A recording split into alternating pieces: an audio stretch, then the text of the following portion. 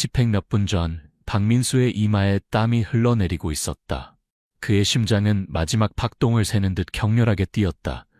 차가운 금속 의자가 그의 등을 파고들었고 손목을 조이는 가죽 피부를 문질러 아프게 했다. 형광등 불빛이 형장을 차갑게 비추었다. 2시간 남았습니다. 교도관의 메마른 목소리가 콘크리트 벽에 부딪혀 울렸다. 민수는 입 안에서 쓴맛을 느꼈다. 그는 마지막으로 눈을 감고 지난 8개월을 되돌아보았다. 마치 악몽 같았다. 전라남도의 평화로운 마을에서의 행복한 순간들, 어린 소녀 지민의 웃음소리, 그녀가 갑자기 사라진 날, 그의 작은 농장집에서 발견된 피 묻은 옷, 배심원들의 냉담한 표정들.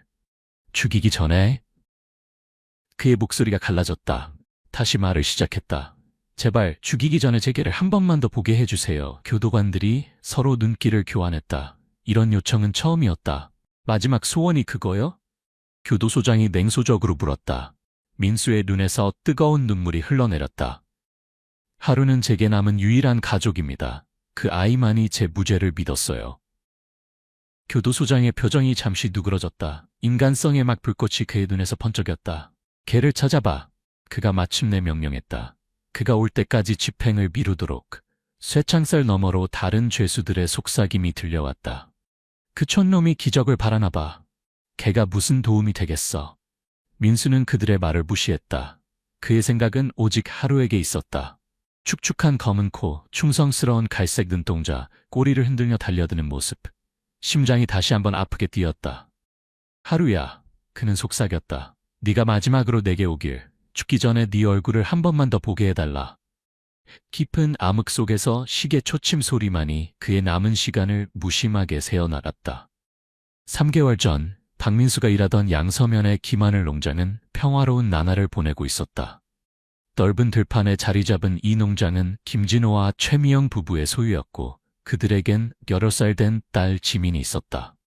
지민의 웃음소리가 들판에 울려 퍼졌고 민수의 개 하루는 모든 놀이에서 그녀의 충실한 동반자였다. 민수의 삶은 그곳에 오기까지 결코 쉽지 않았다. 서울 출신인 그는 IMF 위기 후 회사가 무너지고 모든 것을 잃었다. 새 출발을 위해 시골로 내려온 그는 여러 농장을 전전하다 결국 김진호의 농장에서 관리인으로 일하게 되었다. 그는 주택 근처의 작은 오두막에서 살았다. 그의 가장 큰 기쁨은 길에서 구한 아픈 강아지였다. 하루라 이름 지은 그 강아지는 민수가 진정으로 사랑하는 유일한 가족이었다. 그때부터 그들은 뗄래야 뗄 수 없는 사이가 되었다. 농장에서의 일상은 단순했다. 새벽에 일어나 들판을 보고 농장의 안전을 살피는 것. 오후에 민수는 하루와 놀고 있는 지민을 지켜보며 가슴이 따뜻해지는 것을 느꼈다. 민수 아저씨, 하루는 세상에서 제일 멋진 강아지예요. 지민이 환한 얼굴로 말했다. 진호와 미영은 민수를 신뢰했다. 조용한 성격이었지만 농장을 자신의 것처럼 돌보는 충직한 직원이었다. 부부에게 민수는 거의 가족과 같았다. 매일 저녁 민수는 하루와 함께 오두막으로 돌아가며 서울에서 옛 삶을 그리워했다. 어떤 날은 그 향수가 너무 강해 가슴이 아팠다. 하지만 하루의 따뜻한 존재가 그 고통을 달래주었다.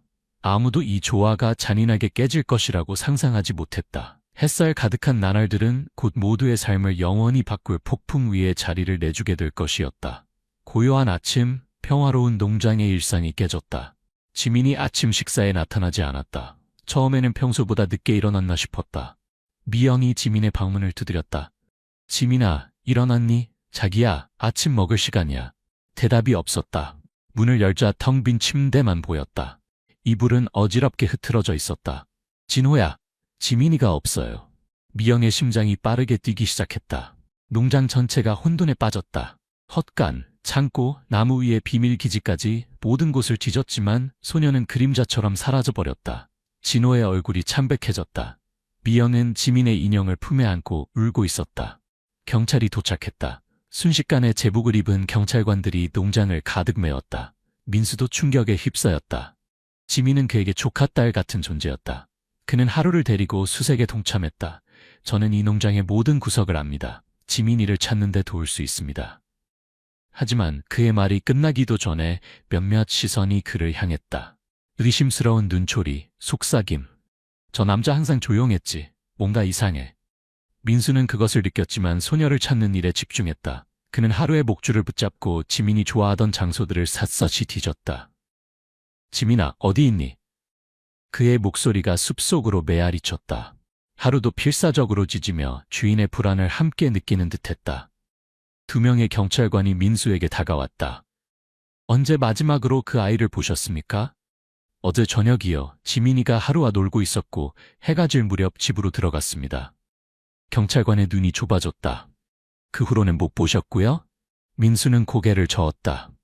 갑자기 그는 자신이 의심을 받고 있음을 깨달았다. 처음엔 놀라웠지만 곧 그 감각은 익숙했다. 서울에서 온 외부인에 대한 의심은 그가 이 마을에서 늘 경험해온 것이었다. 진호는 민수에게 여전히 믿음을 보였다. 하루를 활용해서 찾아봐. 그 개는 지민이의 냄새를 잘 알아. 수색은 밤까지 계속되었다. 헬리콥터 소리, 수색견들의 짖음, 플래시라이트가 어둠을 가르는 불안한 밤. 민수는 잠을 이루지 못했다. 하루도 불안하게 으르렁거렸다. 시간이 흐를수록 지민을 찾지 못한다는 공포가 모두의 마음을 짓눌렀다. 그리고 이튿날 아무도 예상하지 못한 반전이 민수의 삶을 영원히 바꾸게 될 것이었다. 수색 이틀째, 마을 전체가 불안에 휩싸였을 때였다. 갑작스러운 소리와 함께 경찰차들이 민수의 오두막으로 몰려들었다. 그는 벌떡 일어나 창문으로 달려갔다. 무슨 일인지 이해할 수 없었다. 박민수, 나오세요. 경찰입니다. 확성기를 통해 울려 퍼지는 목소리. 문이 거칠게 열리고 무장한 경찰관들이 쏟아져 들어왔다. 민수는 혼란스러웠다. 하루가 경찰관들에게 짖었다. 주인을 지키려 했지만 한 경관이 개를 잡아 밖으로 끌어냈다. 이게 무슨 일입니까? 민수가 물었지만 답 대신 그의 손목에 수갑이 채워졌다. 경찰은 오두막 구석구석을 뒤지기 시작했다. 그때 한 경찰관이 침대 밑에서 무언가를 꺼냈다. 지민의 드레스였다. 비가 얼룩진 드레스. 그 옆에는 찢어진 테디베어가 있었다. 이게 뭡니까, 박씨? 형사가 찬 목소리로 물었다. 민수의 얼굴이 창백해졌다. 저는 모릅니다. 전 이런 거 본 적 없어요. 거짓말 마. 형사가 소리쳤다. 모든 증거가 당신을 가리키고 있어요. 농장 밖으로 끌려나가는 길에 민수는 진호와 마주쳤다. 진호의 눈에는 믿을 수 없다는 표정과 분노가 뒤섞여 있었다. 그는 무릎을 꿇고 지민의 드레스를 보자 넋이 나간 듯했다. 어떻게 이럴 수가. 진호의 목소리가 떨렸다. 진호, 제가 한 일이 아닙니다. 누군가 이걸 심어놓은 겁니다. 민수가 외쳤지만 진호는 더 이상 듣지 않았다. 마을 사람들이 모여들기 시작했다. 수근거림과 적대적인 시선들. 서울에서 온 촌에 안 맞는 놈이어서 이상하게 조용했지. 하루가 필사적으로 민수를 따라가려 했다. 그의 애절한 울음소리가 농장 전체에 울려 퍼졌다. 그러나 한 경찰관이 개를 붙잡았고 하루의 간절한 눈빛만이 멀어지는 경찰차를 바라볼 뿐이었다. 집으로 향하는 차 안에서 미영의 눈물 젖은 목소리가 들려왔다. 그가 우리 딸을 어디에 숨겼을까? 진호는 대답하지 않았다. 그의 눈은 지민의 사진에 고정되어 있었다. 그의 마음속에서는 신뢰가 무너지고 분노가 치솟았다. 민수는 경찰차 뒷좌석에서 자신의 세계가 무너지는 것을 느꼈다. 모든 것이 악몽처럼 느껴졌다. 누군가 의도적으로 그를 함정에 빠뜨렸다는 것을 그는 알았다. 하지만 누가? 그리고 왜? 지민의 실종과 민수의 체포 이후 농장은 생기를 잃었다. 한때 웃음소리로 가득했던 그곳은 이제 침묵과 슬픔만이 감돌았다. 초록빛 들판은 여전히 아침 햇살을 받아 빛났지만 그 아름다움을 즐길 사람은 없었다. 진호는 서재에 틀어박혀 위스키 병을 붙잡고 있었다. 창문 커튼은 항상 닫혀 있어 어둠만이 가득했다. 그의 손가락 사이로 지민의 사진 한 장이 보였다. 8번째 생일 파티에서 찍은 사진. 그녀의 웃음이 얼마나 순수했는지. 왜 내 딸을 데려간 거야? 그가 텅 빈 방에 중얼거렸다. 병을 들이켰다. 탁자 위에는 손대지 않은 음식들이 쌓여 있었다. 미영은 지민의 방에 있었다. 하루에도 몇 시간씩 딸의 침대에 앉아 창밖만 바라보았다. 마치 언젠가 지민이 뛰어오는 모습을 볼 수 있을 것처럼. 그녀의 손은 기계적으로 딸의 옷을 정리했다가 다시 풀어헤쳤다. 오늘은 수학 숙제를 도와줄 날이었는데 미영이 지민의 책상 위 공책을 쓰다듬으며 속삭였다. 농장의 생산은 급격히 떨어졌다. 일손이 부족했다. 많은 직원들이 저주받은 농장이라며 떠나갔다. 남아있는 몇몇도 두려움에 떨며 일했다. 밤이면 어둠 속에서 지민의 유령이 돌아다닌다는 소문까지 돌았다. 어느 날 밤 미영의 비명이 집 전체를 뒤흔들었다. 진호가 달려가 보니 아내는 지민의 옷을 가슴에 안고 흐느끼고 있었다. 우리 딸이 살아있어요. 느껴져요. 미영이 히스테리컬하게 소리쳤다. 진호는 그녀를 안아주려 했지만 미영은 그를 밀쳐냈다. 그녀의 눈은 분노로 가득 찼다. 이게 정의라고 생각해요? 그 남자를 처형한다고 우리 딸이 돌아올 것 같아요? 진호는 대답하지 못했다. 그의 가슴 속에서는 모순된 감정들이 충돌했다. 미영의 말이 옳다는 것을 알면서도 민수에 대한 증오를 놓을 수 없었다. 누군가를 탓하고 싶었다. 그래야만이 견딜 수 없는 고통이 조금이라도 가벼워질 것 같았다. 농장 입구에는 여전히 지민이를 찾습니다라는 현수막이 바람에 펄럭였다. 하지만 사람들은 이미 희망을 잃은 듯했다. 경찰도 점점 수색 범위를 줄여가고 있었다. 진호와 미영의 결혼 생활도 금이 가기 시작했다. 한때는 서로에게 위안이 되었던 두 사람이 이제는 서로의 상처를 파고드는 존재가 되어가고 있었다. 농장이 침묵에 잠긴 가운데 하루는 목적 없이 농장을 배회했다. 한때 활기찼던 그의 털은 이제 윤기를 잃고 거칠게 변해 있었다. 밤이면 농장 구석구석을 돌아다니며 무언가를 찾는 듯했다. 때로는 특정 장소에서 멈춰 서서 냄새를 맡고 짖었지만 아무도 그에게 관심을 두지 않았다. 저게도 미쳐가나 봐. 새로운 일꾼이 말했다. 똑같은 자리만 계속 파고 있어. 하루는 민수의 오두막 주변을 맴돌다가 다시 지민이 좋아하던 나무 아래로 달려갔다.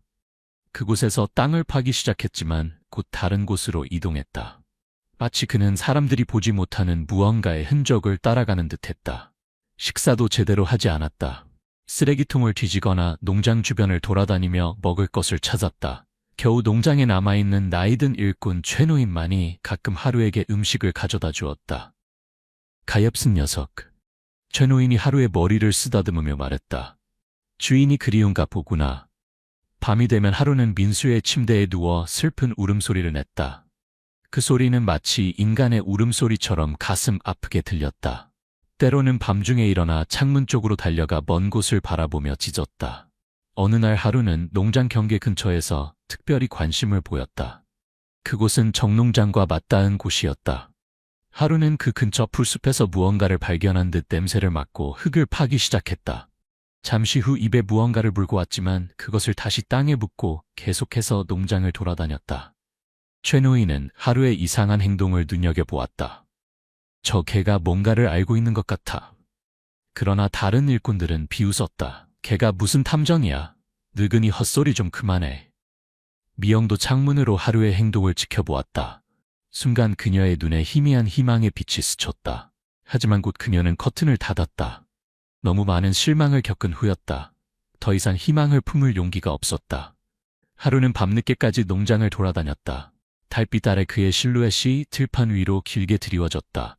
그는 계속해서 냄새를 맡고 파고 찾아다녔다. 누구도 이해하지 못하는 사명을 띈 것처럼.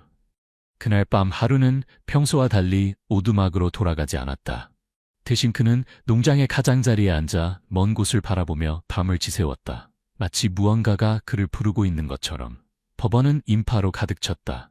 긴장된 침묵이 법정을 감쌌고 간간히 살인자를 처벌하라는 군중의 분노에 찬 외침이 들려왔다. 진호는 주먹을 꽉 쥐고 분노를 참으려 애썼다. 미영은 검은 베일로 얼굴을 가리고 흐느끼고 있었다. 내 딸은 어디 있는 거야? 우리 지민이는 어디 있는 거냐고? 미영이 갑자기 소리쳤다. 진호가 그녀를 붙잡았다. 민수는 피고인석에 앉아 있었다. 그의 모습은 한 달 전과 완전히 달라져 있었다. 파리한 얼굴, 깊게 파인 눈, 무게를 잃은 몸. 그는 바닥만 바라보고 있었다. 자신을 향한 증오와 편견으로 가득 찬 시선들을 마주할 용기조차 없었다. 그의 변호사는 젊고 경험이 부족했다. 국선 변호인으로 이렇게 감정적이고 복잡한 사건을 맡게 된 것이 부담스러워 보였다. 그는 검사의 공격적인 발언에 제대로 대응하지 못했다. 박민수 씨, 검사가 경멸하는 듯한 목소리로 시작했다. 당신은 홀로 살았죠. 가족도 없고 증인도 없이 모든 증거가 당신을 가리키고 있어요. 옷, 장난감, 그리고 검사는 잠시 멈추고 배심원들을 바라보았다. 당신은 무슨 말을 할 수 있습니까? 저는 아무것도 하지 않았습니다. 민수가 힘없이 대답했다. 지민이를 해칠 리가 없어요. 그 아이는 제게 조카와 같았습니다. 그러나 그의 절박한 말은 아무런 가치가 없었다. 배심원들의 차가운 시선이 그것을 말해주고 있었다. 그들은 빠른 판결을 원했다. 지역 주민들은 외부인에 대한 복수를 원합니다. 검사가 힘주어 말했다. 서울에서 온 이방인이죠. 어떻게 우리가 그를 믿을 수 있겠습니까? 민수의 변호사가 자리에서 일어났다. 이의 있습니다. 재판장님, 검사는 피고의 출신지를 문제 삼고 있습니다. 인정합니다. 판사가 말했지만 배심원들의 표정은 이미 결정된 듯했다. 재판 내내 민수는 하루를 생각했다. 그는 충실한 개가 어떻게 지내는지, 누가 그를 보는지, 먹이는 누가 주는지, 대체 어디에 있는 건지. 지민이 살아있다면 아직도 그를 기억하고 있을까? 불과 5일 만에 배심원단은 평결을 내렸다. 모두가 예상했던 대로였다. 유죄. 판사가 최종 선고를 내렸다. 박민수, 법정은 당신에게 사형을 선고합니다. 법정은 환호성으로 가득 찼다. 민수는 무감각한 상태로 호송차로 이동했다. 앞으로 남은 날들은 전기의자를 기다리는 시간이었다. 그날 밤 교도소 감방에서 민수는 작은 창문을 통해 별을 바라보았다. 서울에서도 같은 별이 빛나고 있을 것이다. 고향, 그토록 그리워했던 곳. 이제는 영원히 돌아갈 수 없게 되었다. 죽음의 그림자가 드리운 방 안, 민수는 벽에 그어진 달력을 바라보았다. 하루하루가 전기의자에 가까워지는 날들이었다. 교도소 식당에서는 다른 죄수들이 그를 피했다. 아이 살인마라는 낙인이 그를 따라다녔다. 곧 죽을 거야. 한 죄수가 그에게 속삭였다. 가면서 고통스러울 거다. 민수는 대답하지 않았다. 그는 감방 구석에 웅크리고 앉아 무릎을 껴안은 채 하루의 대부분을 보냈다. 벽에 난 작은 창문으로 들어오는 햇빛 조각이 그의 유일한 위안이었다. 교도소 목사만이 가끔 그를 방문했다. 박 씨, 마음의 평화를 찾으셨습니까? 제가 무죄라는 것 외에는 아무것도 모르겠습니다. 민수가 대답했다. 밤이면 그는 악몽에 시달렸다. 항상 같은 꿈이었다. 지민이가 그를 부르는 목소리. 하지만 그는 그녀를 찾을 수 없었다. 하루가 숲속으로 달려가는 모습, 그리고 갑자기 나타나는 전기의자. 어머니. 그는 어둠 속에서 중얼거렸다. 어머니가 마지막으로 해준 말이 생각났다. 아들아, 네 마음은 항상 정직했다. 그 정직함이 언젠가 너를 구할 거야. 하지만 지금 그 정직함은 아무런 도움이 되지 않았다. 시간이 흐를수록 민수는 자신의 운명을 받아들이기 시작했다. 그는 더 이상 무죄를 주장하지 않았다. 대신 그는 지민이가 어디에 있는지 알고 싶었다.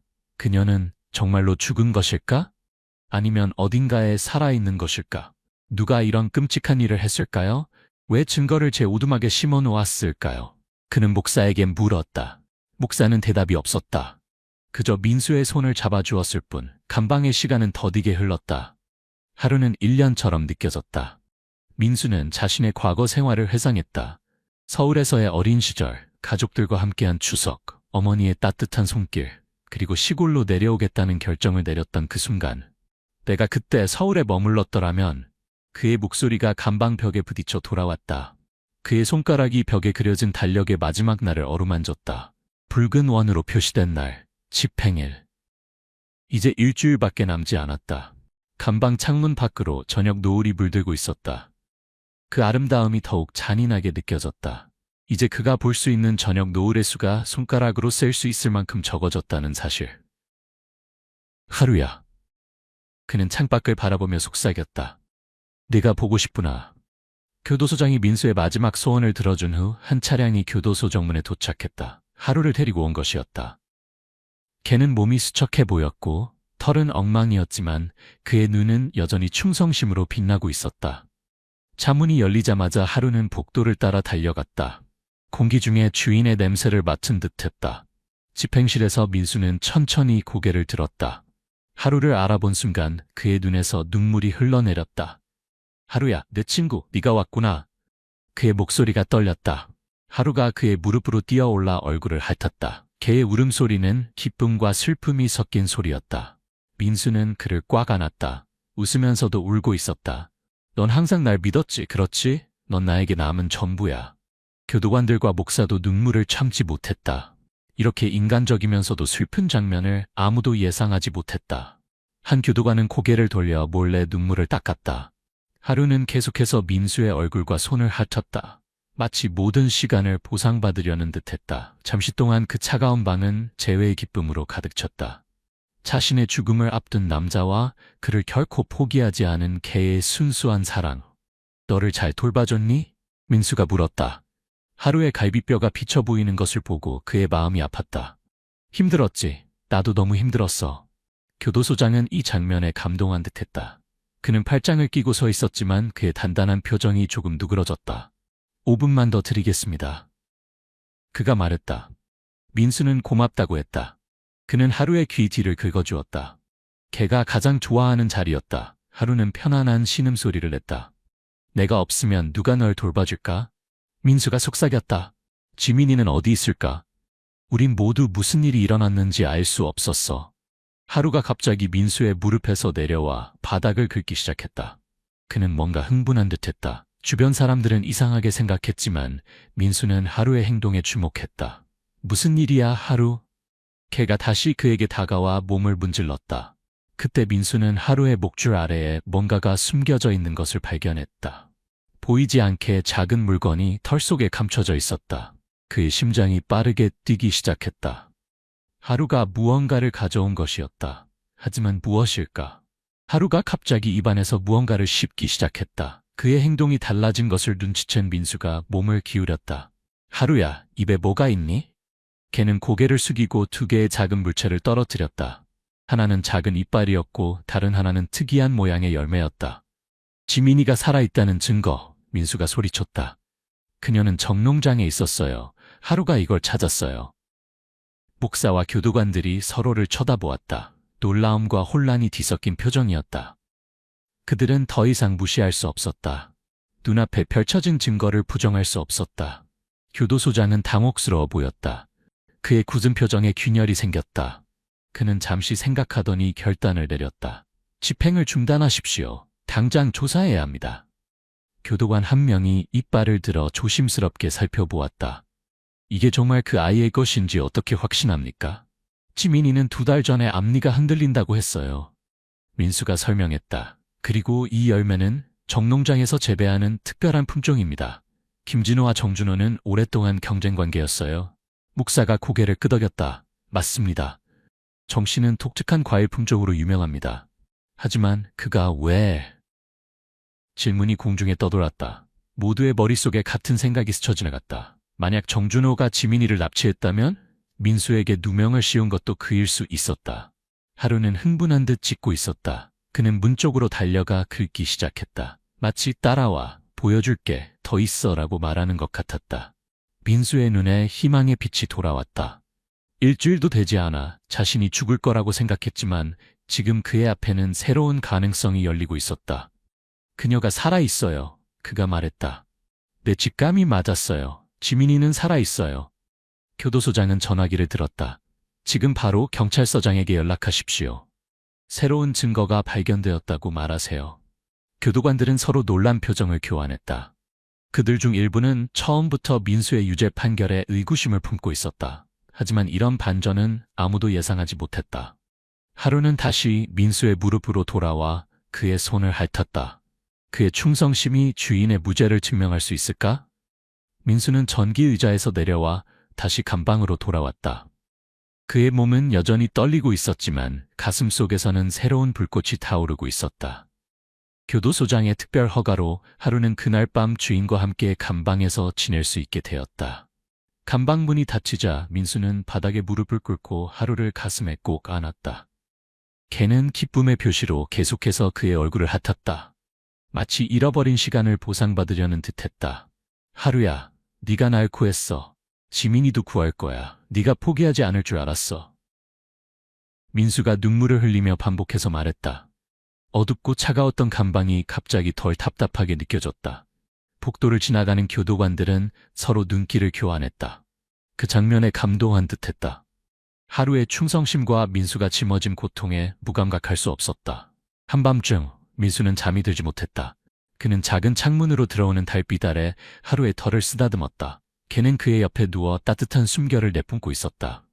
내가 무죄라는 걸 네가 증명해 줄 수 있을까? 지민이를 찾을 수 있을까? 민수가 속삭였다. 복도 끝에서 교도관의 발자국 소리가 들려왔다. 그는 멈춰서서 간방 안을 들여다보았다. 박씨, 잠 못 주무세요? 네, 민수가 대답했다. 너무 많은 생각이 머릿속을 맴돌아요. 교도관은 잠시 망설이다가 말했다. 알아요. 이런 말하면 안 되지만 저는 당신이 무죄라고 생각해요. 그 아이를 해칠 사람으로 보이지 않았거든요. 민수의 눈에 눈물이 맺혔다. 8개월 동안 그는 오직 의심과 혐오만 받아왔다. 이 작은 인정이 그에게는 세상을 다 얻은 것처럼 느껴졌다. 고맙습니다. 그가 속삭였다. 교도관은 미소 지었다. 그게가 뭔가 알고 있는 것 같아요. 기적이 일어난 것 같네요. 그날 밤 민수는 오랜만에 깊은 잠에 빠졌다. 하루가 그의 발치에 누워 있었다. 꿈속에서 그는 서울의 한강을 보았다. 강물 소리, 갈매기 울음소리, 어머니의 목소리가 들려왔다. 민수야, 내 아들아, 넌 곧 집으로 돌아올 거야. 그 목소리가 너무 선명해서 민수는 깜짝 놀라 눈을 떴다. 하지만 그곳은 여전히 감방이었다. 다만 이제 그는 혼자가 아니었다. 하루가 그의 옆에 있었고 빠르게 가슴이 오르내리며 꿈을 꾸고 있었다. 아마도 그들은 같은 꿈을 꾸고 있었을지도 모른다. 자유와 귀양의 꿈. 태양이 떠오르기도 전 경찰차들이 정롱장을 포위했다. 하루는 뒷좌석에 앉아 안절부절 못하고 있었다. 냄새를 맡으며 마치 언제든 달려나갈 준비가 된 사냥개처럼 보였다. 경찰 차량 행렬 뒤로는 진호와 미영의 차가 따라오고 있었다. 두 사람 모두 창백한 얼굴로 긴장감과 기대감이 뒤섞인 표정이었다. 미영은 손수건으로 눈물을 닦으며 중얼거렸다. 우리 딸이 정말 여기 있다면. 진호는 그녀의 손을 꽉 잡았다. 말없이 그는 자신이 틀렸기를 바라고 있었다. 민수가 무죄였다면 그것은 자신이 무고한 사람을 정죄했다는 의미였다. 그 죄책감은 이미 그를 짓누르고 있었다. 정준호가 현관에 나타났다. 그의 얼굴은 분노로 일그러져 있었다. 이게 무슨 소란이야? 왜 내 농장에 들어온 거지? 실종된 소녀가 당신의 농장에 있었다는 증거를 확보했습니다. 경찰서장이 단호하게 말했다. 문을 여세요. 정준호는 잠시 망설였다. 그의 눈은 불안하게 움직였다. 결국 그는 어쩔 수 없이 게이트를 열었다. 경찰차들이 농장으로 들어서자마자 하루가 갑자기 달려나갔다. 경찰서장은 하루의 목줄을 풀어주라고 지시했다. 모두가 개의 뒤를 따랐다. 하루는 광활한 들판을 가로질러 과수원을 지나 포도밭 쪽으로 달려갔다. 갑자기 그는 포도나무 사이의 특정 지점에서 멈춰서서 열심히 짚기 시작했다. 그곳은 마른 나뭇가지와 낙엽으로 덮인 곳이었다. 경찰관들이 다가가 보니 그 아래에 땅이 파헤쳐진 흔적이 있었다. 나뭇가지들을 치우자 녹슨 손잡이가 달린 나무문이 드러났다. 손전등. 경찰서장이 소리쳤다. 진호와 미영이 떨리는 발걸음으로 다가왔다. 미영의 눈은 희망과 공포로 크게 떠져 있었다. 지민아, 우리 딸? 그녀가 속삭였다. 경찰관들이 나무문을 열었다. 지하로 내려가는 계단이 나타났다. 총을 든 2명의 경찰관이 먼저 내려갔다. 뒤이어 경찰서장과 진호, 미영이 따라갔다. 하루는 맨 앞에서 냄새를 맡으며 길을 인도했다. 지하 통로는 좁고 습했다. 곰팡이와 흙냄새가 코를 찔렀다.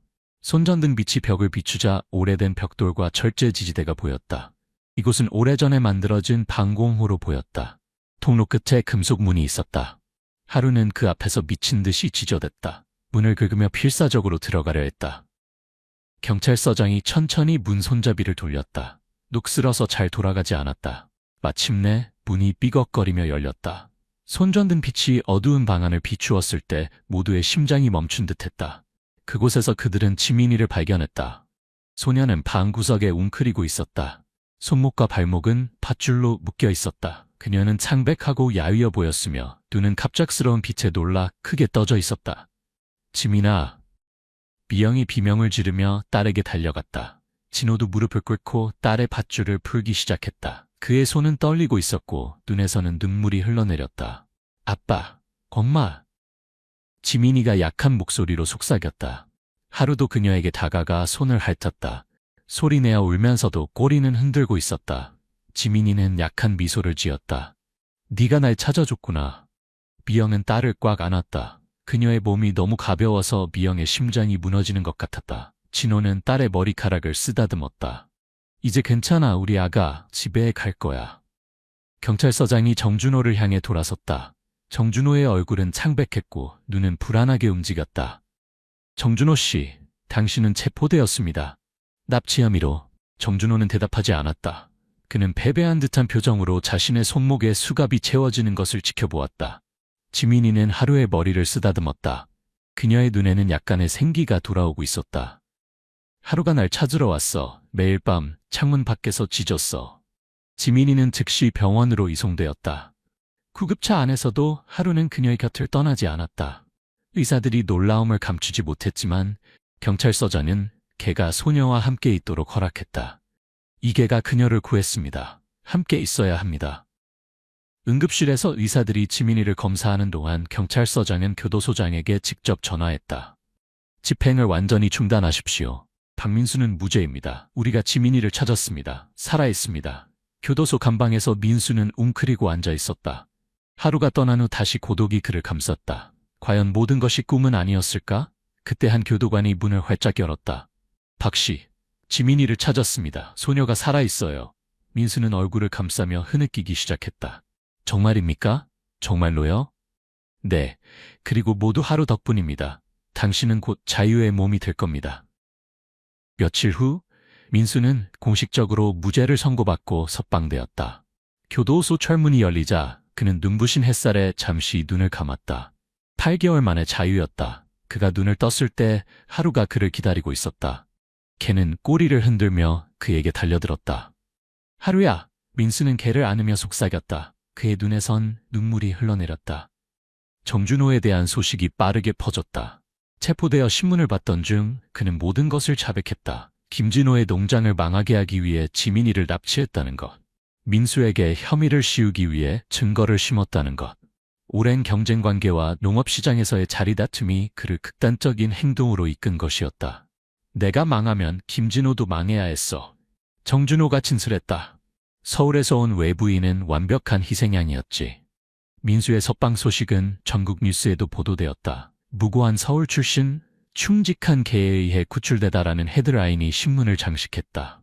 하지만 민수에게 가장 중요한 것은 지민이의 안전이었다. 병원에 도착한 민수는 조심스럽게 지민이의 병실 문을 두드렸다. 진호와 미영이 그를 보자 얼굴이 창백해졌다. 그들의 눈에는 부끄러움과 후회가 가득했다. 박 씨. 진호가 말을 시작했지만 목이 메어 더 이상 말을 잇지 못했다. 민수는 이해한다는 듯 고개를 끄덕였다. 그는 병실로 들어가 지민이의 침대 곁에 섰다. 소녀는 약해 보였지만 그를 보자 밝게 웃었다. 민수 아저씨, 하루, 두 분이 날 구해줬어요. 민수는 마음속에 무거운 짐이 좀씩 사라지는 것을 느꼈다. 지민이가 살아있다. 그것만으로도 충분했다. 병원의 하얀 벽과 소독약 냄새가 지민이를 둘러싸고 있었다. 그녀는 몇 주 동안 빛과 적절한 영양분 없이 지냈기 때문에 심한 빈혈과 영양실조에 시달리고 있었다. 의사들은 그녀의 회복 속도에 놀랐다. 아이들의 회복력은 놀라웠지만 지민이에게는 특별한 것이 있었다. 당신 딸은 믿을 수 없을 정도로 강합니다. 의사가 미영에게 말했다. 많은 아이들이 이런 트라우마를 겪고 나면 말을 잘 못하거나 사람들을 두려워하게 됩니다. 하지만 지민이는 다릅니다. 미영은 딸의 손을 꽉 잡고 있었다. 3주 동안 그녀는 병실을 떠나지 않았다. 간호사들은 그녀를 위한 접이식 침대를 가져다 놓았다. 진호도 매일 출근 전후로 들렀다. 지민이의 침대 옆에는 하루가 항상 자리하고 있었다. 병원 규정을 어기는 것이었지만 병원장이 특별히 허가했다. 이게는 치료의 일부입니다. 정 아저씨가 날 잡아갔을 때 나는 정말 무서웠어요. 지민이가 어느 날 부모님에게 이야기했다. 그는 내가 울 때마다 소리를 질렀어요. 엄마 아빠가 날 찾지 않을 거라고, 날 잊어버렸다고 계속 말했어요. 미영의 눈에 눈물이 맺혔다. 진호는 분노로 주먹을 꽉 쥐었다. 하지만 난 믿지 않았어요. 지민이가 계속했다. 엄마 아빠가 날 사랑한다는 걸 알았거든요. 그리고 하루가 매일 밤 창문 밖에서 짖는 소리가 들렸어요. 가끔은 그의 발톱이 긁는 소리도 들었어요. 그래서 난 희망을 잃지 않았어요. 하루는 마치 그 이야기를 이해한 듯 부드럽게 신음소리를 했다. 지민이는 그의 귀를 쓰다듬었다. 의사와 심리학자들은 지민이의 회복 과정에서 하루가 중요한 역할을 한다고 믿었다. 애완동물 치료는 트라우마 극복에 효과적입니다. 한 심리학자가 설명했다. 하지만 이 경우는 단순한 애완동물 치료 이상입니다. 하루와 지민이 사이에는 특별한 유대감이 있습니다. 지민이의 병실은 꽃과 선물로 가득했다. 학교 친구들, 이웃들, 심지어 뉴스를 보고 감동받은 낯선 사람들까지 선물을 보냈다. 그녀의 침대 옆 테이블에는 하루를 그린 그림들이 쌓여 있었다. 밤이 되면 지민이는 가끔 악몽에 시달렸다. 그때마다 하루는 그의 침대에서 일어나 부드럽게 그녀의 손을 핥아주었다. 그러면 지민이는 다시 평온하게 잠들 수 있었다. 나 퇴원하면 하루한테 맛있는 간식 사줄 거야. 지민이가 어느 날 웃으며 말했다. 세상에서 제일 용감한 개한테 어울리는 선물이야. 지민이의 회복은 하루하루 눈에 띄게 진행되었다. 그녀의 뺨에 다시 생기가 돌아왔고 체중을 회복하기 시작했다. 그것은 모두에게 희망의 표시였다. 병원에서 퇴원한 당일, 민수도 그동안 그를 돌봐주던 임시 숙소를 떠났다. 그는 간단한 짐가방 하나와 하루만 데리고 작은 아파트로 이동했다. 석방 이후 그는 신체적, 정신적 고통으로 인해 잠시 병원에 입원해 있었던 것이다. 저녁 무렵 낯선 차 한 대가 아파트 앞에 멈춰섰다. 진호와 미영이었다. 그들은 인종을 누르기 전에 서로를 바라보았다. 두 사람의 눈에는 두려움과 부끄러움이 가득했다. 민수가 문을 열자 그는 하루의 털을 빗질하고 있는 중이었다. 일상의 평화로운 순간이 흐르고 있었다. 문 앞에 서 있는 부부를 보자 그는 약간 놀란 표정을 지었다. 박 씨. 진호가 먼저 말을 시작했다. 그의 목소리는 떨렸다. 찾아와서 죄송합니다. 하지만 말씀드려야 할 것이 있습니다. 민수는 그들을 안으로 초대했다. 하루는 반갑게 꼬리를 흔들었지만 민수의 표정은 읽기 어려웠다. 작은 거실에 모두 앉아 침묵이 무겁게 내려앉았다. 마침내 진호가 깊은 숨을 들이쉬었다. 박 씨, 어떻게 용서를 구해야 할지 모르겠습니다. 우리는 당신을 판단했습니다. 재판도 없이 우리 마음속에서 당신을 단죄했습니다. 미영은 손수건으로 눈물을 닦으며 말을 이었다. 당신은 우리 가족의 일부였습니다. 그런데 우리는 당신을 배신했어요. 그런데도 당신은 우리 딸을 구했어요. 정말 감사합니다. 용서해 주실 수 있다면 제발. 민수는 조용히 그들의 말을 들었다. 그의 마음속에는 여전히 깊은 상처가 남아 있었다. 사형 집행 직전까지 몰렸던 공포, 감방에서의 고독한 시간들, 무고한 자신을 향한 비난과 증오의 눈길들, 그 모든 것이 그를 괴롭혔다. 당신들이 저를 의심한 것은 이해합니다. 민수가 마침내 부드럽게 말했다. 자녀를 잃은 부모의 마음이 어떨지 상상할 수 있어요. 하지만 그는 잠시 말을 멈추었다. 떠오르는 감정을 정리하기 위해서였다. 하지만 그것이 아닙니다. 제가 서울에서 왔다는 이유로 사람들이 저를 의심했다는 사실이 가장 아팠습니다. 제가 외부인이라는 이유만으로. 진호와 미영은 고개를 숙였다. 그들도 그 사실을 부인할 수 없었다. 저는 당신들을 용서합니다. 민수가 마침내 말했다. 다만 기억해 주세요. 다른 사람들도 그렇게 쉽게 판단하지 않도록. 그날 밤 마을 목사가 광장에서 공개 사과문을 낭독했다. 우리 모두가 박민수 씨에게 잘못했습니다. 우리는 진실을 찾지 않고 한 사람을 판단했습니다. 이 교훈이 결코 잊혀지지 않기를 바랍니다. 민수는 그 자리에 참석했지만 그는 사람들의 관심이 자신이 아닌 하루에게 향하는 것이 기뻤다. 그에게 있어 진정한 영웅은 포기하지 않은 충직한 개였다. 하루의 영웅담은 전국으로 퍼져나갔다. 경찰서에서는 그에게 명예훈장을 수여했고 시청에서는 도시의 영웅상을 수여했다. 주간지 한국 영웅들은 표지에 하루의 사진을 실었다. 한 소녀와 무고한 남자를 구한 개라는 제목이 붙었다. 어린이들은 자신의 애완동물의 우상처럼 하루를 보기 위해 줄을 서서 기다렸다. 하루는 모든 방문객을 꼬리를 흔들며 환영했다. 민수는 이런 관심이 감사했지만 한편으로는 불편했다. 그는 조용한 삶을 선호했다. 하루가 유명해졌네. 이웃 노인이 어느 날 말했다. 그 개의 충성심이 우리 모두에게 교훈이 됩니다. 민수는 자신만의 정의를 찾고 있었다. 그는 부당한 구금과 지역차별에 대해 주정부를 고소했다. 사건은 전국적인 관심을 받았다. 지역 갈등과 차별이라는 주제로 토론회가 열렸고 변호사들이 무료로 그의 사건을 맡겠다고 나섰다. 이것은 단순한 실수가 아닙니다. 민수의 변호사가 기자회견에서 말했다. 이것은 우리 사회에 깊이 뿌리내린 편견의 결과입니다. 재판이 진행되는 동안 민수는 자신의 이야기를 차분히 전했다. IMF 시절 모든 것을 잃고 시골로 내려온 서울 사람으로서의 고난, 지속적인 지역차별, 그리고 최종적으로 살인자로 누명을 쓴 이야기까지. 법정은 그의 증언에 숨을 죽였다. 패심원단은 하루도 걸리지 않아 판결을 내렸다. 민수는 상당한 액수의 배상금을 받게 되었다. 그가 서울에서 평생 벌 수 있는 것보다 훨씬 더 많은 돈이었다. 이제 어떻게 하실 계획입니까? 기자가 민수에게 물었다. 저는 아직 결정하지 않았습니다. 그가 대답했다. 하지만 제 인생에서 가장 중요한 것은 돈이 아닙니다. 그는 하루를 바라보았다. 걔는 그의 발치에 충실히 앉아 있었다. 민수의 눈에 눈물이 맺혔다. 제가 서울을 떠났을 때 저는 새로운 시작을 꿈꿨습니다. 대신 저는 편견과 차별을 경험했습니다. 그러나 하루를 통해 저는 진정한 충성심과 사랑이 무엇인지 배웠습니다. 저녁 뉴스에서 민수의 이야기가 방송되자 전국에서 편지와 이메일이 쏟아져 들어왔다. 많은 사람들이 그와 하루의 이야기에 감동했다고 썼다. 몇몇은 자신들도 비슷한 차별을 경험했다고 고백했다. 민수는 이제 결정을 내려야 했다. 그는 서울로 돌아갈 것인가? 아니면 시골에 남을 것인가? 밤하늘의 별을 바라보며 그는 마음속 깊은 곳에서 이미 답을 알고 있었다. 배상금을 받은 민수는 오랫동안 마음속에 품어왔던 결정을 내렸다. 그는 시골과 서울 중간쯤에 위치한 작은 도시에 땅을 구입했다. 그곳에 그는 전통 한옥과 현대적 편의시설을 결합한 집을 지었다. 넓은 정원에는 다양한 꽃과 나무를 심었다. 그가 받은 배상금의 상당 부분은 유기동물 보호소를 설립하는 데 사용되었다. 하루의 집이라 이름 붙인 그곳에서는 버려진 개들에게 새 삶의 기회를 제공했다. 특히 그는 장애가 있거나 나이 든 개들, 입양이 어려운 개들을 위한 특별한 공간을 마련했다. 모든 생명체는 두 번째 기회를 받을 자격이 있어요. 민수는 보호소를 방문한 사람들에게 말했다.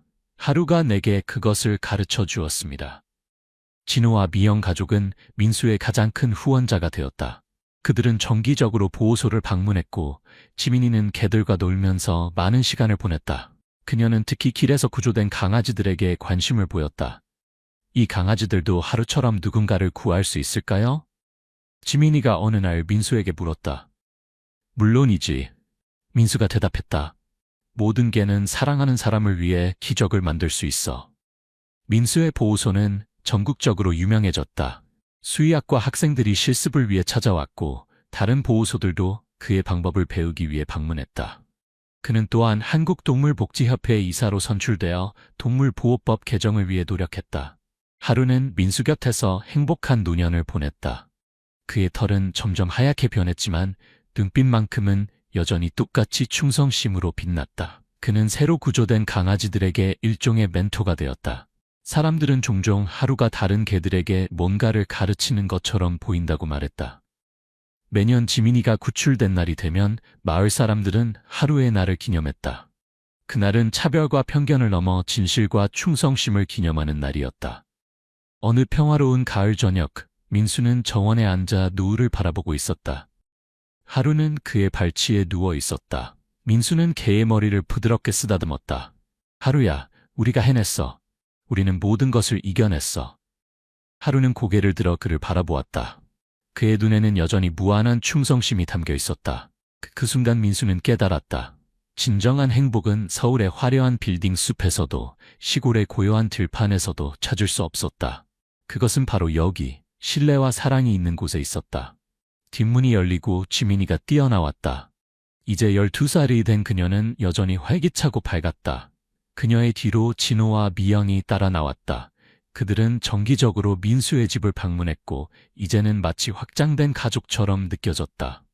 민수 아저씨, 하루. 우리가 가져온 선물이 있어요. 지민이가 외쳤다.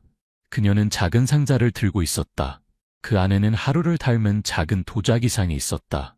지민이가 미술 시간에 직접 만든 것이었다. 학교 전시회에서 1등 했어요. 그녀가 자랑스럽게 말했다. 선생님이 이게 정말 특별한 이야기라고 하셨어요. 민수는 미소 지었다. 내 이야기는 정말 특별해. 그리고 네가 그것을 잊지 않는 것이 중요해. 그들은 함께 저녁 식사를 했다. 대화와 웃음소리가 집안에 가득했다. 하루는 테이블 밑에서 조용히 모두를 지켜보고 있었다. 그의 눈은 만족감으로 반짝였다. 밤이 깊어갈수록 이야기는 계속되었다. 과거의 아픔, 현재의 행복, 그리고 미래에 대한 희망. 모든 것이 자연스럽게 흘러갔다. 창밖으로 보이는 별들 아래 민수는 생각했다. 정의는 결국 승리했다. 하지만 더 중요한 것은 하루가 가르쳐준 무조건적인 사랑과 충성심의 가치였다. 한 마리 개의 헌신이 인간의 편견을 뛰어넘어 진실을 밝힌 이야기. 그것은 단순한 동물 이야기가 아니라 우리 모두의 내면에 숨겨진 진실에 관한 이야기였다. 사랑의 힘, 충성심의 가치, 그리고 무엇보다 희망을 잃지 않는 용기에 관한 이야기. 하루의 이야기는 세월이 흘러도 많은 이들에게 영감을 주었다. 그것은 가장 어두운 시간 속에서도 충성심의 빛이 운명을 바꿀 만큼 밝게 빛날 수 있다는 증거였다. 서울의 겨울은 항상 매섭고 추웠다. 눈이 내리는 어느 1월의 아침, 윤지와 수의사는 늘 그렇듯 서울 외곽에 위치한 동물보호소로 향했다. 그녀의 차창 밖으로 보이는 풍경은 하얀 눈으로 덮여 있었고 도로 위에는 차들이 조심스럽게 미끄러지지 않으려 천천히 움직이고 있었다. 지아는 차 안의 따뜻함에 감사하며 한숨을 내쉬었다. 오늘도 그녀에게는 힘든 하루가 기다리고 있었다. 오늘은 몇 마리나 될까? 그녀는 중얼거렸다. 지아가 일하는 보호소는 서울 외곽의 작은 시설로 매주 수요일은 안락사의 날이었다. 새로운 유기견들이 끊임없이 들어오는 상황에서 공간과 자원의 한계로 인해 오랫동안 입양되지 못한 개들은 안타깝게도 안락사를 피할 수 없었다. 이것은 지아에게 가장 고통스러운 업무였지만 누군가는 해야 하는 일이었다. 주차장에 차를 세우고 지아는 잠시 눈을 감았다. 깊은 숨을 몇 번 들이마시며 마음을 가다듬은 후 그녀는 차에서 내려 보호소로 향했다. 바람이 그녀의 뺨을 때렸고 눈은 그녀의 검은 코트 위에 하얀 점들로 쌓이기 시작했다. 지아 선생님, 안녕하세요. 보호소의 젊은 자원봉사자 민준이 그녀를 반갑게 맞이했다. 안녕, 민준 씨, 오늘 상황은 어때요? 지아는 코트를 벗으며 물었다. 민준의 얼굴이 어두워졌다. 오늘 좀 많아요. 총 7마리입니다. 새로운 유기견들이 어제 5마리나 들어와서. 지아는 그저 고개를 끄덕였다. 말이 필요 없었다. 그녀는 이미 수없이 많은 안락사를 집행해왔고 매번 마음이 무거워졌지만 그것이 그녀의 직업이었다. 명단 주세요. 지아는 담담하게 말했다. 민주는 클립보드를 건네주었고 지아는 오늘의 명단을 확인했다. 그녀의 눈이 마지막 두 이름에서 멈췄다.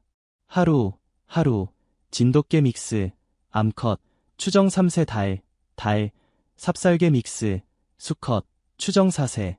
이 2마리는 거의 동시에 보호소에 들어왔고 이미 4개월이나 지났지만 아무도 입양하지 않았다.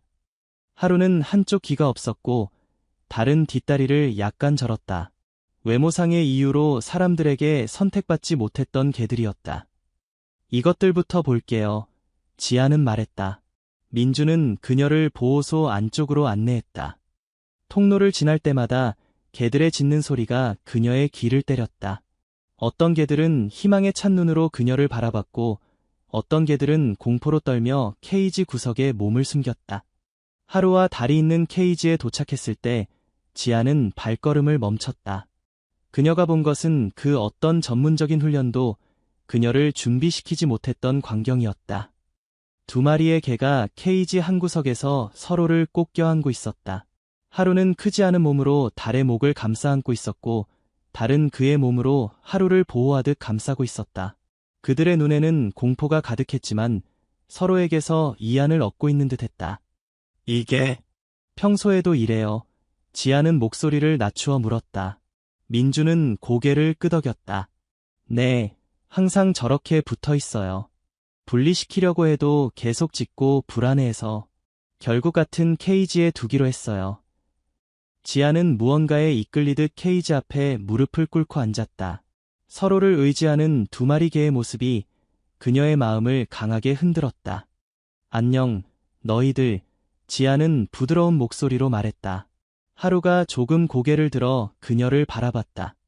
그 눈빛에는 두려움과 함께 이상한 지혜가 깃들어 있었다. 달은 계속해서 하루를 감싸고 있었지만 경계하는 눈빛으로 지아를 바라봤다. 지아는 조심스럽게 손을 케이지 안으로 넣었다. 달이 경계하듯 낮은 소리로 으르렁거렸지만 하루는 조금씩 몸을 움직여 지아의 손을 냄새 맡기 시작했다. 그리고는 놀랍게도 하루는 지아의 손을 살짝 핥았다. 그 순간 지아는 무언가를 느꼈다. 이 두 마리의 개들 사이에는 단순한 동물적 본능을 넘어선 무언가가 있었다. 그것은 사랑, 헌신, 그리고 서로를 지키려는 강한 의지였다. 이 아이들을 오늘은 안 되겠어요. 지아는 깊은 한숨을 내쉬며 말했다. 민주는 놀란 눈으로 그녀를 바라봤다. 하지만 선생님, 규정상 내가 책임질게요. 지아는 단호하게 말했다. 뭔가 특별한 게 있어. 이 아이들에게는. 그날 지아는 다른 5마리의 개에게 안락사를 시행했다. 매번 그랬듯이 마음이 무거웠지만 적어도 하루와 달은 살려둘 수 있었다는 생각에 작은 위안을 얻었다. 퇴근 시간, 지아는 다시 하루와 달의 케이지 앞에 섰다. 그들은 여전히 서로를 껴안고 있었다. 너희들, 내가 뭔가 방법을 찾아볼게. 그녀는 속삭였다. 집으로 돌아가는 길, 그녀의 마음은 복잡했다. 보호소의 규정은 엄격했고 하루와 달을 계속해서 지킬 방법은 많지 않았다. 그러나 그녀는 포기할 수 없었다. 그들의 눈빛에서 본 것, 그들 사이의 유대감은 그녀가 이제까지 보아온 어떤 것보다도 강했다. 아파트에 도착한 지아는 따뜻한 물로 샤워를 하며 마음을 정리했다. 그녀의 작은 원룸은 조용했고 가끔은 이 고요함이 그녀를 짓눌렀다. 5년 전 이혼 후 그녀는 혼자 살았고 일에 모든 에너지를 쏟았다. 침대에 누워 천장을 바라보며 지아는 결심했다. 내가 데려와야겠어. 다음 날 아침, 지아는 평소보다 일찍 보호소에 도착했다. 그녀의 마음은 이미 결정되어 있었다. 관장님, 잠시 이야기 좀 나눌 수 있을까요? 지아는 보호소 관장인 김종훈의 사무실 문을 두드렸다. 종훈은 그녀를 보고 미소 지었다. 지아 선생, 어서 오세요. 무슨 일이신가요? 지아는 깊은 숨을 들이마시고 말했다. 하루와 달, 어제 안락사 예정이었던 2마리 개에 대해 이야기하고 싶어요. 종훈의 표정이 굳어졌다. 아, 그 아이들, 예외를 만드셨더군요. 네, 죄송합니다. 하지만 그들에게는 뭔가 특별한 것이 있어요. 그들의 유대감은. 지아는 말을 고르며 계속했다. 제가 그들을 입양하고 싶습니다. 종훈은 놀란 눈으로 그녀를 바라봤다. 당신이요. 하지만 아파트에서 2마리의 개를. 제가 알아요. 쉽지 않을 거예요. 하지만 제가 책임지겠습니다. 그들을 분리할 수는 없어요. 종훈은 잠시 생각에 잠겼다. 그는 지아가 얼마나 헌신적인 수의사인지 알고 있었다. 그녀가 5년 동안 이 보호소에서 일하면서 단 한 번도 자신의 감정을 업무에 개입시킨 적이 없었다. 그들에게 뭔가 보셨군요. 종훈은 마침내 말했다. 지아는 고개를 끄덕였다. 네, 설명하기 어렵지만 그들은 서로가 필요해요. 그리고 저는 그들이 필요한 것 같아요. 종훈은 한숨을 내쉬고 미소 지었다. 알겠습니다. 필요한 서류는 준비해드리겠습니다. 하지만 확실해야 합니다. 2마리의 개를 돌보는 것은 쉽지 않을 테니까요. 확실합니다. 지아는 단호하게 대답했다. 그날 오후, 지아는 하루와 달을 자신의 차에 태우고 집으로 향했다. 2마리의 개는 처음에는 겁에 질려 있었지만 지아의 부드러운 목소리와 쓰다듬는 손길에 조금씩 안정을 찾아갔다. 아파트에 도착하자 새로운 문제가 기다리고 있었다.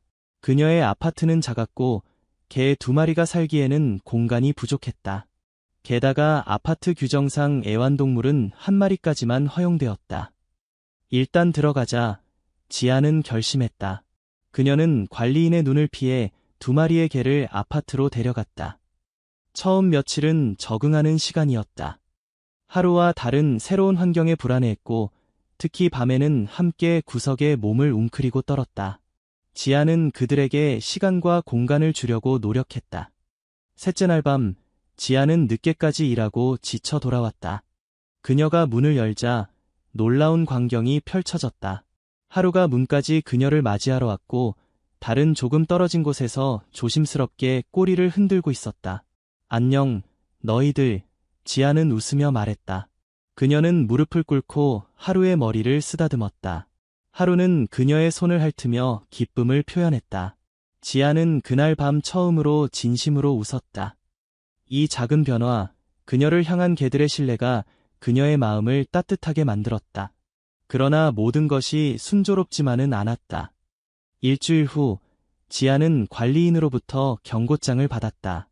누군가가 그녀의 아파트에서 개 짖는 소리를 들었다고 신고한 것이었다. 한 마리만 허용된다는 것을 알고 계시죠? 관리인은 냉정하게 말했다. 지아는 당황했지만 최대한 침착하게 대응했다. 네, 알고 있습니다.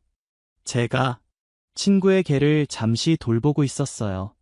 곧 돌려보낼 예정입니다. 하지만 그녀는 하루와 달을 포기할 생각이 없었다. 대신 그녀는 새로운 집을 찾기 시작했다. 개 2마리를 키울 수 있는 공간, 그리고 애완동물을 환영하는 곳을 찾는 것은 쉽지 않았지만 그녀는 포기하지 않았다.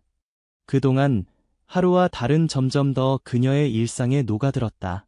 하루는 항상 그녀의 옆에 있으려 했고 달은 조금 더 독립적이었지만 항상 하루를 지켜보고 있었다. 그들이 서로를 보호하는 방식, 서로를 의지하는 모습은 지아의 마음을 더욱 따뜻하게 만들었다. 어느 날 저녁, 지아는 거실 소파에 앉아 2마리의 개와 함께 TV를 보고 있었다. 하루는 그녀의 무릎에 누워 있었고 달은 그녀의 발치에 자리 잡고 있었다. 그때 그녀의 전화가 울렸다. 여보세요. 지아가 받았다. 윤지아 선생님이시죠? 저는 서울동물병원의 박준호입니다. 지아는 그 이름을 들어본 적이 있었다. 서울에서 가장 유명한 동물병원 중 하나였다. 네, 맞습니다. 무슨 일이신가요? 김종훈 선생님으로부터 연락을 받았습니다. 하루와 달에 대해 들었어요. 지아는 놀랐다. 네, 어떻게? 저희 병원에서 특별한 프로젝트를 진행 중입니다. 세컨드 찬스라고 하는데 버려진 동물들에게 새로운 기회를 주는 프로그램이에요. 종훈 선생님이 하루와 달의 이야기를 들려주셨고 저희가 도울 수 있을 것 같아 연락드렸습니다. 지아는 가슴이 뛰기 시작했다. 어떤 도움을 말씀하시는 건가요? 일단 건강검진을 무료로 해드리고 싶습니다. 그리고 혹시 집 문제로 어려움을 겪고 계신다고 들었는데 저희 병원 근처에 애완동물 친화적인 집이 있어요. 제가 소개해드릴 수 있습니다. 지아는 믿을 수 없었다. 그녀는 잠시 말을 잃었다가 겨우 대답했다. 정말 감사합니다. 정말 큰 도움이 될 것 같아요. 다음 날 지아는 하루와 달을 데리고 서울동물병원을 방문했다. 박준호 수의사는 그녀가 상상했던 것보다 훨씬 젊고 친절했다. 하루와 달이 이렇게 특별한 유대감을 가지고 있다니 놀랍네요. 준호는 2마리의 개를 검사하며 말했다. 검사 결과 2마리 모두 전반적으로 건강했지만 몇 가지 문제가 있었다. 하루는 영양실조의 흔적이 있었고 달의 다리는 제대로 치료받지 못한 오래된 골절 때문에 절고 있었다. 2마리 모두 회복 가능해요. 준호는 자신감 있게 말했다. 특히 달의 다리는 물리치료와 가벼운 수술로 많이 개선될 수 있을 것 같아요. 지아는 안도했다. 비용은 얼마나 될까요? 준호는 미소 지었다. 세컨드 찬스 프로그램의 일부로 저희가 모든 치료비를 지원할 수 있습니다. 단, 한 가지 부탁이 있어요. 네, 말씀해 주세요. 저희가 하루와 달의 이야기를 병원 소셜미디어에 공유해도 될까요? 이런 성공 사례가 다른 유기동물들에게도 기회를 줄 수 있을 것 같아서요. 지아는 기꺼이 동의했다. 만약 하루와 달의 이야기가 다른 유기동물들을 도울 수 있다면 그것은 큰 의미가 있을 것이었다. 그렇게 지아의 삶은 또 한 번 변화하기 시작했다. 준호의 소개로 그녀는 서울 외곽의 작은 단독주택을 임대할 수 있었다. 집에는 작은 정원이 있었고 하루와 달은 그곳에서 마음껏 뛰어놀 수 있었다. 준호는 정기적으로 하루와 달을 체크하러 왔다. 그의 헌신적인 치료 덕분에 달의 다리는 점점 나아졌고 하루도 건강을 되찾았다. 준호의 방문이 잦아지면서 지아는 그에게 점점 더 마음을 열게 되었다. 그는 단순히 수의사로서가 아니라 인간으로서도 따뜻하고 배려심 깊은 사람이었다. 이 아이들이 당신의 삶을 바꿨네요. 준호는 어느 날 저녁 그들이 정원에서 하루와 달을 지켜보며 말했다. 지아는 미소 지었다. 네, 그런 것 같아요. 전에는 그저 일상에 지쳐 살았는데 이제는 매일이 다르게 느껴져요. 준호는 잠시 침묵했다가 조심스럽게 말했다. 저도 당신을 알게 되어 행복해요. 그들의 관계는 천천히 자연스럽게 발전했다. 준호는 종종 저녁 식사를 가져와 지아와 함께했고 주말에는 함께 하루와 달을 데리고 산책을 나갔다. 지아는 오랜만에 누군가와 마음을 나누는 기쁨을 느꼈다. 하루와 달의 이야기는 준호의 소셜미디어 포스팅을 통해 급속도로 퍼져나갔다. 안락사 직전에 서로를 껴안고 있던 두 마리 개의 사진과 그들을 구한 수의사의 이야기는 많은 사람들의 마음을 움직였다. 몇 주 후 뜻밖의 전화가 왔다. 윤지아 씨, 안녕하세요. MBC 다큐멘터리 팀의 이수진입니다. 하루와 달의 이야기에 관심이 있어 연락드렸습니다.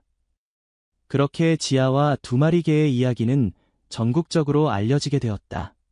다큐멘터리는 유기동물의 현실과 입양의 중요성을 강조했고 많은 시청자들이 감동을 받았다. 프로그램이 방영된 후 보호소에는 입양 문의가 쇄도했다. 많은 사람들이 하루와 달처럼 외모가 완벽하지 않거나 나이가 많은 개들도 입양하기 시작했다. 종우는 감격에 겨워 지아에게 전화를 걸었다. 지아 선생, 믿어지지 않아요. 우리 보호소가 거의 비었어요. 이런 적이 한 번도 없었어요. 지아는 그 소식을 듣고 눈물을 흘렸다. 처음에는 그저 두 마리의 개를 구하고 싶었을 뿐인데 이제 그들의 이야기가 수많은 다른 생명들을 구하고 있었다. 1년이 지난 어느 봄날 지아와 준호는 결혼식을 올렸다. 물론 하루와 달은 특별한 손님으로 참석했다. 하루는 예쁜 리본을 달고 달은 작은 턱시도를 입었다. 그들은 더 이상 버려진 개들이 아니었다. 그들은 가족이었다. 결혼식 후 지아와 준호는 더 큰 집으로 이사했다. 그곳에는 넓은 정원이 있었고 그들은 그곳에 하루달 보호소라는 작은 시설을 만들었다. 그들은 함께 나이 많거나 장애가 있어 입양되기 어려운 개들을 돌보기 시작했다. 지아는 종종 그날 밤을 생각했다.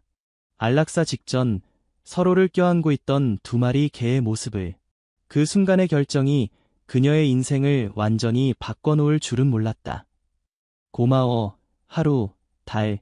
지아는 매일 밤 두 마리의 개를 안으며 속삭였다. 너희가 내 인생의 의미를 찾게 해줬어. 하루는 여전히 항상 그녀의 옆에 있었고 달은 여전히 하루를 지켜보고 있었다. 그러나 이제 그들의 눈에는 더 이상 두려움이 없었다. 오직 사랑과 안정감만이 가득했다. 그리고 때때로 밤이 깊어 모두가 잠든 후에도 그들은 여전히 서로를 껴안고 잠들곤 했다.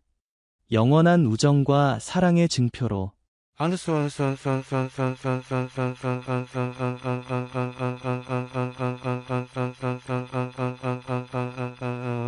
Understand.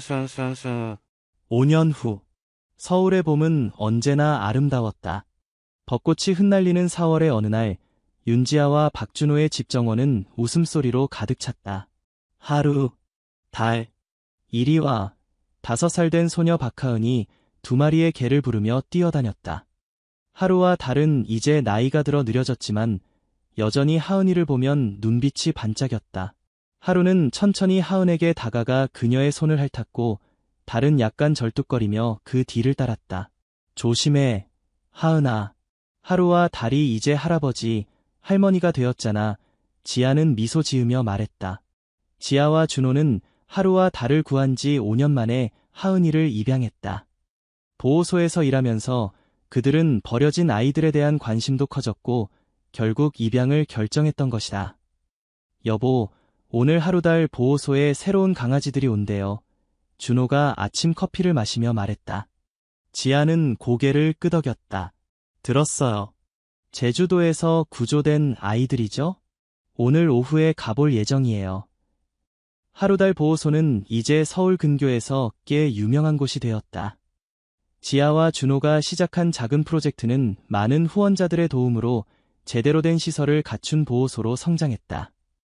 특히 나이 많거나 장애가 있는 동물들, 다른 곳에서는 안락사될 위기에 처한 동물들에게 마지막 기회를 주는 곳으로 알려져 있었다. 하은아, 오늘 유치원 가야지. 지아가 딸을 부르자 하은이는 아쉬운 표정으로 하루와 달에게 작별 인사를 했다. 하루, 달, 나 학교 다녀올게. 착하게 있어. 하은이는 2마리의 개를 번갈아 안아주었다. 하루는 여전히 한쪽 귀가 없었지만 그것이 그녀의 매력을 감소시키지는 않았다. 오히려 그녀의 불완전함이 더 특별하게 느껴졌다. 다른 달이 수술 후 많이 좋아졌지만 여전히 약간 절뚝거렸다. 그러나 그의 눈빛은 항상 지혜롭고 평온했다. 지아씨, 오늘 방송국에서 또 연락이 왔어요. 하루달 보호소의 매니저인 소라가 전화로 알렸다. 지아는 미소 지었다. 또? 무슨 내용인데요? 하루와 달의 5주년 이야기를 특집으로 다루고 싶다고 해요. 한 번의 결정이 수천 명의 삶을 바꾼 이야기라는 주제로요.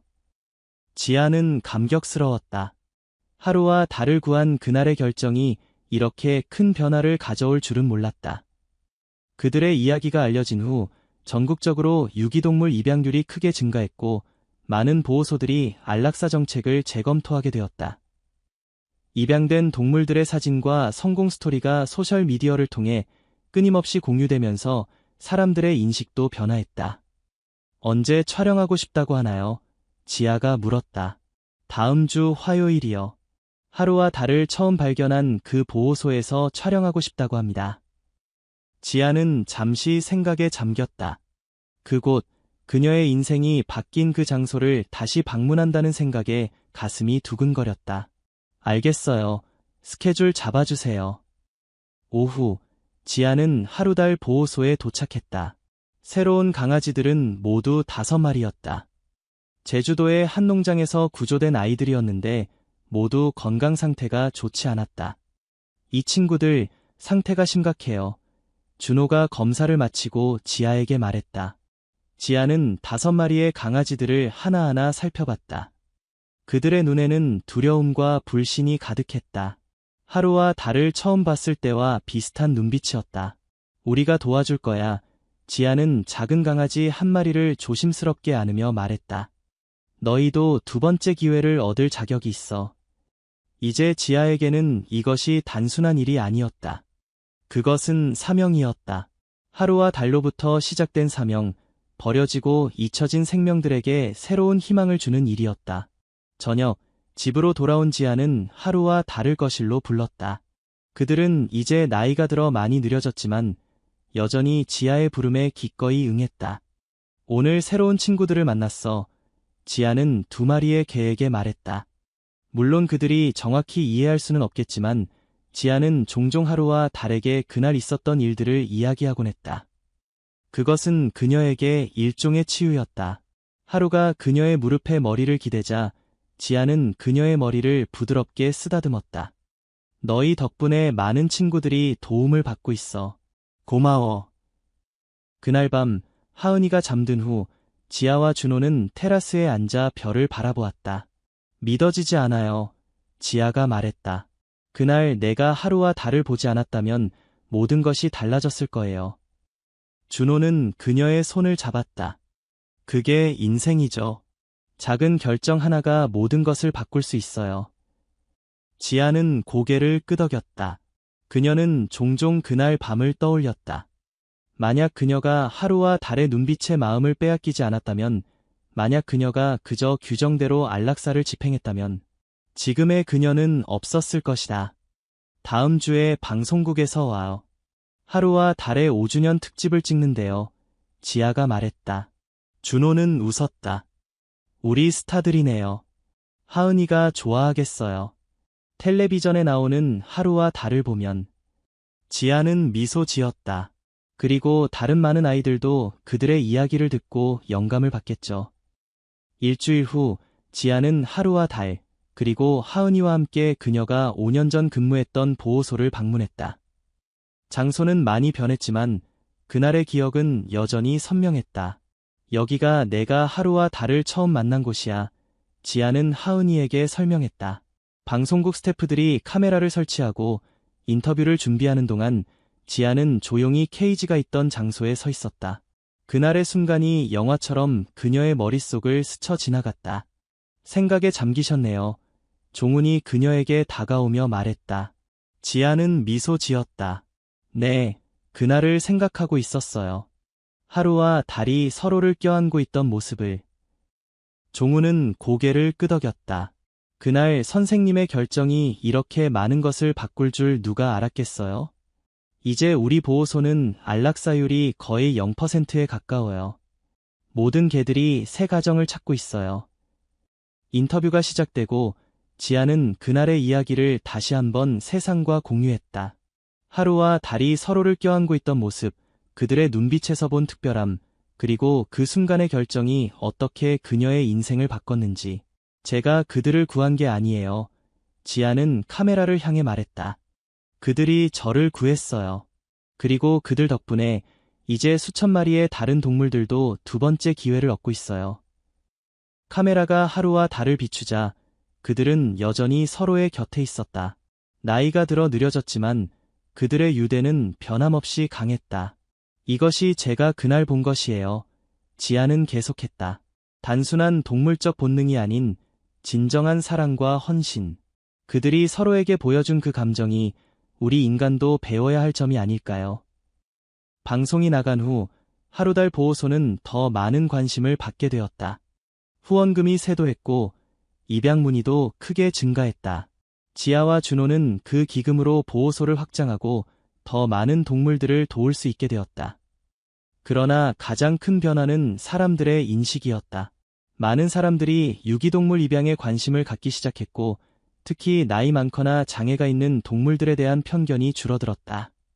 엄마, 학교 친구들이 하루와 달에 대해 물어봤어요. 어느 날 하은이가 학교에서 돌아와 말했다.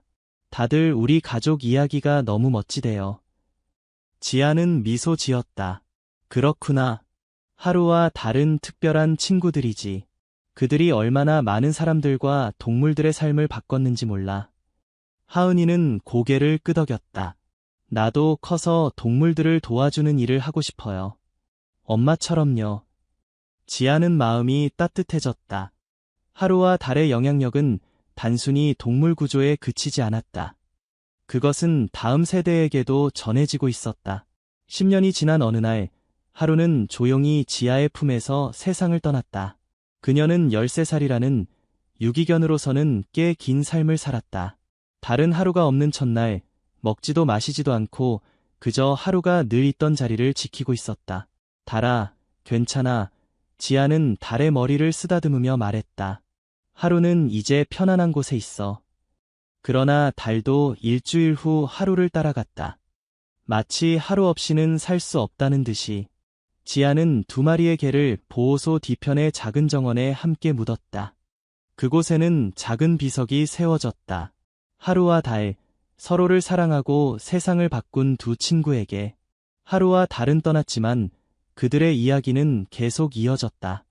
지아와 준호는 하루달 프로젝트를 통해 전국의 보호소들과 협력하여 더 많은 동물들을 돕기 시작했다. 이 프로젝트는 특히 안락사 위기에 처한 동물들을 구조하고 그들에게 새로운 가정을 찾아주는 일에 중점을 두었다. 하은이는 이제 15살이 되어 주니어 봉사자로 보호소에서 활동하고 있었다. 그녀는 어릴 때부터 하루와 달과 함께 자라며 동물들에 대한 깊은 사랑과 이해를 가지게 되었다. 엄마, 오늘 새로운 강아지들 중에 정말 특별한 아이들이 있어요. 하은이가 어느 날 흥분된 목소리로 말했다. 지아는 딸을 따라 보호소의 한 케이지 앞으로 갔다. 그곳에는 두 마리의 강아지가 있었다. 한 마리는 검은색 진돗개 믹스였고 다른 한 마리는 갈색의 믹스견이었다. 그들은 서로를 껴안고 있었다. 지아는 숨이 멎는 것 같았다. 그 광경은 너무나 익숙했다. 이 아이들 어디서 왔어요? 지아가 떨리는 목소리로 물었다.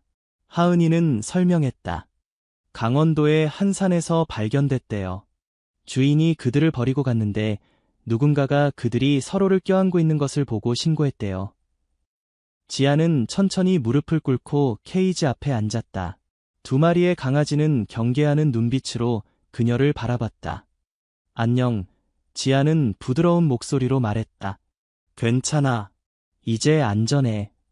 마치 하루와 달이 돌아온 것 같은 느낌이었다. 지아는 마음속으로 미소 지었다. 이것은 끝이 아니라 새로운 시작이었다. 이 아이들의 이름을 뭐라고 지을까요? 하은이가 물었다. 지아는 잠시 생각에 잠겼다가 대답했다. 해와 별은 어떨까? 하루와 달처럼 서로에게 빛이 되어줄 수 있도록. 하은이는 밝게 웃었다. 완벽해요. 해와 별. 그날 밤, 지아는 하루와 달의 사진이 걸려있는 것일 벽을 바라보았다. 그 사진 속에서 두 마리의 개는 서로를 의지하며 행복하게 웃고 있었다. 고마워, 하루, 달, 지아는 속삭였다. 너희가 시작한 사랑의 고리는 계속 이어지고 있어. 창밖으로 보이는 밤하늘에 별들이 반짝였다. 지아는 그중 두 개의 별이 유독 밝게 빛나는 것 같다고 느꼈다. 마치 하루와 달이 그곳에서 그녀를 지켜보고 있는 것처럼.